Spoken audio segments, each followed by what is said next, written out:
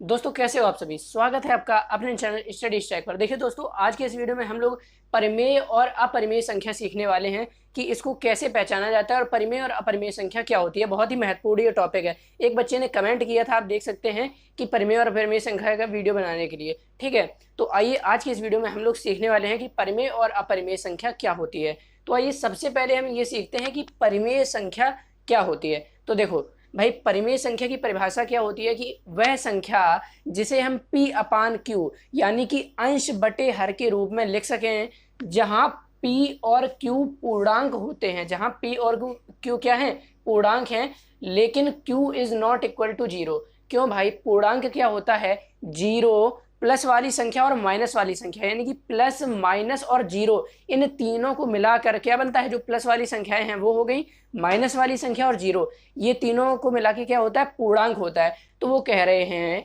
कि परिमेय संख्या वो संख्या होती है जिसको हम p बटे q यानी कि अंश बटे हर की शकल में लिख सकें, और p और q क्या हो भाई, पूर्णांक हो। लेकिन बस ये जो q है ना, ये जीरो छोड़कर और कोई भी पूर्णांक हो चलेगा, लेकिन ये जो q है ना, ये जीरो नहीं होना चाहिए भाई। ये होती है आपकी परिमेय संख्या। तो आई होप आपको ये समझ में आ गया होगा परिमेय संख्या की डेफिनेशन क्या होती है। अब अपरिमेय संख्या क्या होती है, तो यार जो परिमेय संख्या है ना, इसका जस्ट उल्टा कर दो, यानी कि ऐसी संख्या जिसको p अपॉन q के रूप में यानी अंश बटे हर की शकल में ना लिखा जा सके, वो क्या होती है, अपरिमेय संख्या होती है।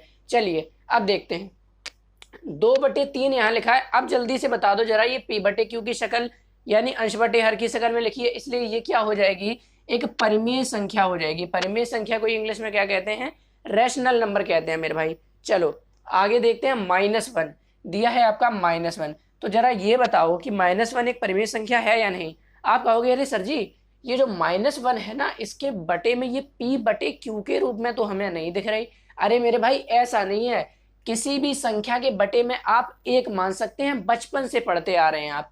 तो -1 के अपॉन में आप एक मान सकते हैं। ये देखो बन गई ना अंश बटे हर के रूप में, यानी कि ये जो -1 है ना, ये अपने आप में क्या है, एक परिमेय संख्या है। इसी तरह 10/11 ये क्या है, एक परिमेय संख्या है। क्या है, परिमेय संख्या ये भी है। इसके बाद √2 आ गया। जब जरा बताओ ये कि ये एक परिमेय संख्या है। नहीं दोस्तों, ये परिमेय संख्या नहीं है। आप कहोगे अरे भैया कैसी बातें कर रहे हो जी, अगर √2 के बटे में हम एक लगा दें, क्योंकि लगा सकते हैं ना, तो √2 के बटे में एक तो लगा सकते हैं, तो आप कहोगे तो ये परिमेय संख्या बन गई। क्यों, क्योंकि ये p बटे q के रूप में नहीं बन गई। लेकिन मेरे भाई यहाँ क्या दिया है कि परिमेय संख्या वो होती है जो p बटे q के रूप में हो, ठीक बात, लेकिन p और q क्या हो मेरे भाई, पूर्णांक हो। तो जरा ये बताओ कि ये जो q है, यानी कि q मतलब बटे के नीचे वाला हर, तो ये जो हर है एक है, यानी कि पूर्णांक है, कोई बात नहीं। लेकिन ये जो अंश है √2, जरा ये बताओ क्या √2 एक पूर्णांक होता है। अरे नहीं ना होता है भाई, √2 एक पूर्णांक कहाँ होता है। पूर्णांक क्या होते हैं, जैसे 1 2 3 4 5 6 इस तरह से इन्फिनाइट, या -1 -2 -3 इस तरह से लेके इन्फिनाइट और 0, ये पूर्णांक होते हैं। तो पूर्णांक की श्रेणी में √2 नहीं आता, यानी कि जो इसका हर है वो तो पूर्णांक है, लेकिन अंश पूर्णांक नहीं है। इसलिए ये क्या हो जाएगी, एक अपरिमेय संख्या हो जाएगी। क्या हो जाएगी, एक अपरिमेय संख्या हो जाएगी, यानी कि परिमेय संख्या नहीं होगी। और इससे भी अच्छा सीखना है ना, तो क्या सीखो भाई, जो जो संख्याएं रूट के अंदर लिखी होती हैं ना, वो अपरिमेय संख्या होती हैं, अगर उनका जो रूट है वो सॉल्व नहीं हो सकता। अगला देखो, आपको सब समझ में आ जाएगा। अगला है √81।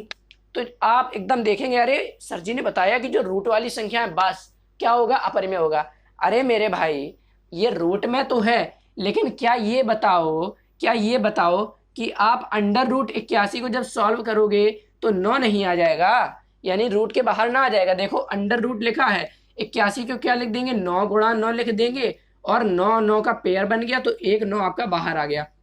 यानी कि अब ये क्या बन गया, नॉर्मली 9 बन गया ना, क्या बन गया, 9, और 9 बन गया तो भाई 9 के बटे में हम एक मान सकते हैं, यानी कि ये जो 9 है ये क्या होगी, एक परिमेय संख्या होगी।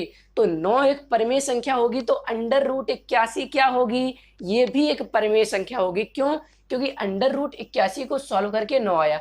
तो मेरे भाई जो रूट वाली संख्याएं हैं ना, रूट वाली जो होंगी अपरिमेय संख्याएं तब होंगी जब उनका रूट सॉल्व ना किया जा सके। मेरे दोस्तों क्या होगा, जब उनका रूट सॉल्व ना किया जा सके। चलिए, तो वो क्या होगी, अपरिमेय संख्या होगी। जैसे कि अंडर रूट 2, तो 2 पे रूट लगा है, ये सॉल्व नहीं किया जा सकता, लेकिन 81 पे रूट लगा है, ये सॉल्व किया जा सकता है।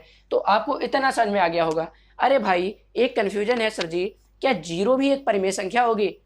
ये देखो भाई, जीरो एक परिमेय संख्या होगी, आप खुद बताओगे।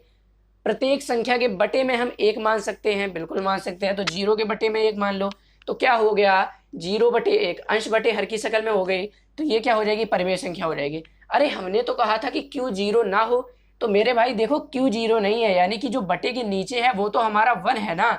अब देखो अगले में, देखो अगले में 1/0 लिखा है, 1/0, यानी कि अभी हमने बताया था कि q is not equal to 0, लेकिन यहाँ पर q 0 हो गया, तो क्या ये परिमेय संख्या होगी? अरे नहीं होगी मेरे भाई।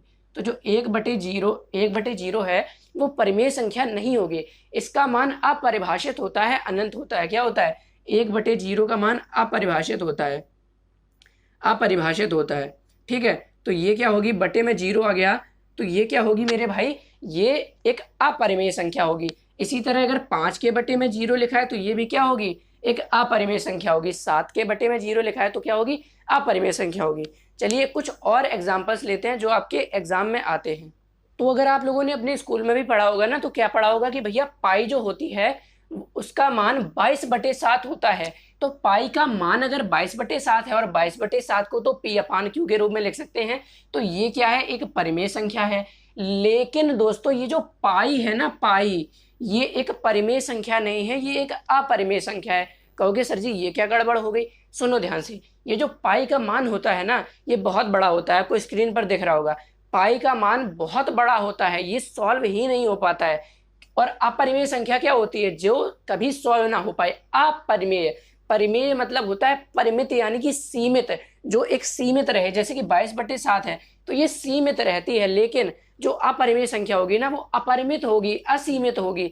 तो ये जो पाई है ना, इसका मान क्या होता है, 22/7 तो हम अप्रॉक्स में ले लेते हैं। तो ये जो हमारे गणितज्ञ थे ना, उन्होंने क्या किया कि हमारी ये जो मेंसुरेशन थी उसको आसान बनाने के लिए पाई का मान 22/7 कर दिया। लेकिन पाई का मान 22/7 नहीं होता है, ये आपको ध्यान रखना है। जो एग्जैक्ट वैल्यू है वो 22/7 नहीं है, जो अप्रॉक्स वैल्यू उन्होंने निकाली है।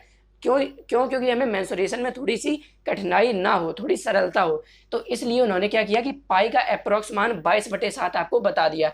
और दशमलव में आपका 3.14 और आगे होता है, आप लोग अपनी बुक में देख सकते हैं, बहुत ये आगे दशमलव में होता है। इसलिए याद रखिए कि ये जो पाई है ये एक अपरिमेय, ये एक परिमेय संख्या नहीं है, यानी कि ये क्या है, पाई एक अपरिमेय संख्या है, लेकिन जबकि 22/7 एक परिमेय संख्या है।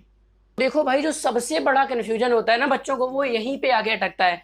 ये एक पहला एग्जाम्पल दिया है, इसमें भी ये देखो इन्फिनाइट तक जा रहा है, दूसरे में भी इन्फिनाइट तक जा रहा है, तीसरे में भी इन्फिनाइट तक जा रहा है। तो यार इन्फिनाइट तक जा रहा है मतलब मैंने भी बताया था कि जो अपरिमेय संख्या होती है, अपरिमित मतलब अपरिमित यानी असीमित, जो सीमित नहीं होती है, अनंत तक उसका मान निकलता ही चला जाता है। तो आप कहेंगे कि भैया ये जो है ये सारी क्या होती है, बच्चे एकदम ऐसे बिना देखे बस हाँ ये तीनों क्या है, अपरिमेय संख्या है। दोस्तों ये एकदम गलत है। जरा ध्यान से देखिए आप कि ये जो पहली संख्या है इसमें क्या हो रहा है, 3.01 001 0001 00001, यानी कि इस तरह से इसका कोई पैटर्न नहीं है भाई। ये ऐसा नहीं है कि इसमें कोई एक ही नंबर बार बार रिपीट हो रहा हो, पहले 01 001 0001, मतलब ये 00 बढ़ता ही चला जा रहा है। तो ऐसा भी नहीं है कि एक ही नंबर बार बार रिपीट हो रहा हो या एक ही नंबर्स का जोड़ा बार बार रिपीट हो रहा हो।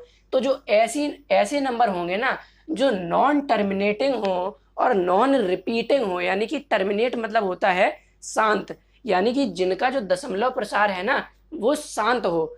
जैसे कि आपके सामने दे दिया जाए 2.45 2.45, तो यहाँ आप देखेंगे कि दशमलव की केवल 2 अंक तक है, तो इसका मतलब है कि ये शांत है, यानी कि टर्मिनेटिंग है। लेकिन यहाँ पर आप देखिए टर्मिनेटिंग नहीं है, अनंत तक जा रहा है। और ऐसा भी नहीं है कि कोई नंबर रिपीट हो रहा हो, जैसे कि आप ये सेकेंड नंबर में देखिए, यहाँ पर ये इन्फिनाइट तक तो जा रहा है, यानी कि नॉन टर्मिनेटिंग है। बट ये देखिए यहाँ पर 3 3 3 3 3 3 ये बार बार रिपीट हो रहा है, तो इसी को हम क्या लिख देते हैं, 0.3 और इसके ऊपर बार लगा देते हैं, इसको ये लिख देते हैं। ठीक है, तो ये एक अलग चीज है और ये ऊपर वाला एक अलग चीज है। तो जो नॉन टर्मिनेटिंग नॉन रिपीटिंग होगा वो क्या होगी, वो होगी एक अपरिमेय यानी कि इर्रेशनल नंबर, अपरिमेय संख्या यानी कि इर्रेशनल नंबर। क्या होगी मेरे दोस्तों, इर्रेशनल नंबर, ठीक है। लेकिन जो नॉन टर्मिनेटिंग बट रिपीटिंग हो, ये टर्मिनेट तो नहीं हो रही है, दशमलव के बाद शांत तो नहीं हो रही है, लेकिन इसमें एक अंक ऐसा है जो बार बार रिपीट हो रहा है, क्या है, 3। तो इसको हम 0.3 बार लिख सकते हैं। तो ये क्या होगी, ये होगी एक परिमेय संख्या। क्या होगी, परिमेय संख्या यानी कि होगी ये रैशनल नंबर। तो दोस्तों आई होप आपको ये समझ में आया होगा। तीसरा एग्जाम्पल देखिए, तीसरा एग्जाम्पल, तीसरे में दिया है 11.45454545, ये भी आपका इन्फिनिट तक जा रहा है, अनंत तक जा रहा है, ठीक है। तो इसमें भी अगर आप ध्यान से देखेंगे ना तो ये टर्मिनेटिंग तो नहीं है यानी कि नॉन टर्मिनेटिंग, बट इसमें रिपीट हो रहा है। भाई क्या रिपीट हो रहा है, ये जो 4 5 है ना ये बार बार रिपीट हो रहा है। या तो कोई एक सिंगल नंबर रिपीट हो या कोई नंबर का जोड़ा रिपीट हो, ठीक है। जोड़ा मतलब जरूरी नहीं है दो, मतलब कि नंबर का एक कोई पेयर हो, जैसे कि दो दो उसमें 2 नंबर भी हो सकते हैं, 3 नंबर भी हो सकते हैं, 4 नंबर भी हो सकते हैं। जैसे कि दिया जाए आपका 11.456 456 456 इन्फिनिट तक।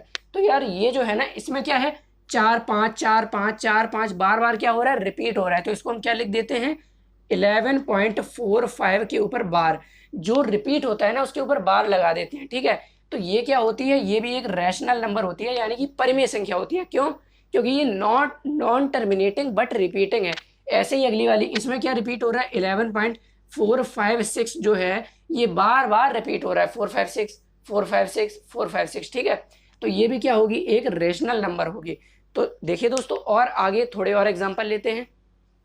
देखिए दोस्तों यहाँ दिया है 2 + √3, ये परिमेय होगा कि अपरिमेय। 2 √5 ये परिमेय होगा कि अपरिमेय। तो देखिए दोस्तों एक आप सिंपल सी चीज समझिए कि अगर किसी अपरिमेय यानी कि इर्रेशनल नंबर में कोई भी हो, अगर परिमेय हो या अपरिमेय हो, उसके साथ जोड़ा जाएगा, घटाया जाएगा, गुणा किया जाएगा या भाग किया जाएगा, चारों में से कुछ भी किया जाए, वो आपका क्या आएगा, रिजल्ट जो आपका आएगा वो एक अपरिमेय यानी कि इर्रेशनल ही आएगा। जैसे कि 2 + √3, तो ये जो 2 है ये क्या है मेरे भाई, रैशनल है, √3 इर्रेशनल है, यानी कि ये परिमेय है, ये अपरिमेय है। तो जब परिमेय में अपरिमेय को जोड़ेंगे तो रिजल्ट आपका अपरिमेय आएगा। इसलिए ये जो 2 + √3 है ये क्या होगी मेरे भाई, ये एक अपरिमेय संख्या होगी। क्या होगी मेरे भाई, अपरिमेय संख्या होगी। इसी तरह 2 √5, इसमें 2 का गुणा हो रहा है √5 के साथ। 2 एक परिमेय है, √5 एक अपरिमेय है।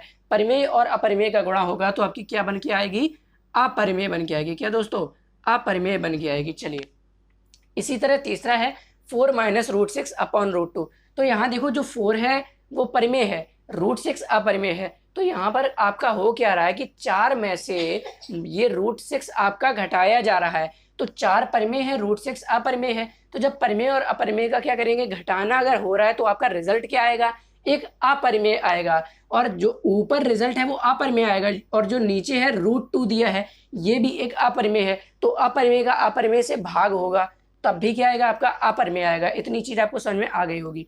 तो यहाँ पर हम क्या लिख देंगे, ये भी क्या होगी, एक अपरिमेय संख्या होगी। क्या होगी, अपरिमेय संख्या होगी।